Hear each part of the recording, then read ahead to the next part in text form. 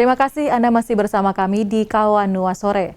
Pemirsa, 15 tahun tidak teratasi, sampah di Sungai Mati di Ternate, Maluku Utara hasilkan 19 ton sampah saat dibersihkan. Pemerintah Kota Ternate pun mengimbau warga untuk tidak membuang sampah di tempat tersebut.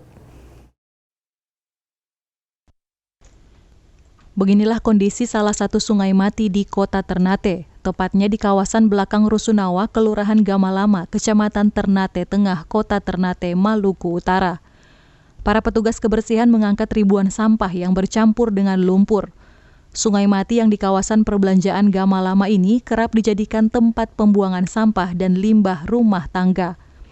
Kepala Dinas Lingkungan Hidup Kota Ternate, Tony Ponto, saat memantau pembersihan sampah pada Kamis kemarin mengatakan kalau kondisi kumuh ini tidak teratasi selama 15 tahun. Kita sudah 2 kali, hari ini hari kedua. Kemarin hari Selasa kita sudah turun dari jam 7 sampai jam 5 sore. Dan hari kedua, hari ketiga, hari Rabu, hari Kamis sekarang kita juga kedua kalinya kita turun untuk membersihkan sampah yang ada di sini. Sampah ini sudah sekitar 10-15 tahun yang tidak bisa diselesaikan.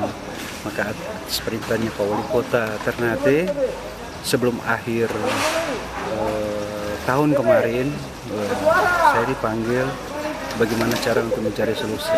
Dan kami sudah sampaikan ke beliau, kami siap untuk menyelesaikan.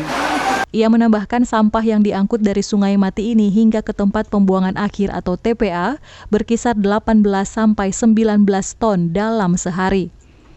Kegiatan bersih-bersih ini tidak dapat langsung dituntaskan, melainkan dilakukan secara bertahap hingga selesai. Ia pun meminta semua pihak masyarakat untuk sama-sama menjaga lingkungan, terutama tidak membuang sampah sembarangan, terlebih di Sungai Mati dan selokan. Dari Ternate, Opik Syarifuddin melaporkan untuk Kawan Nuwa TV.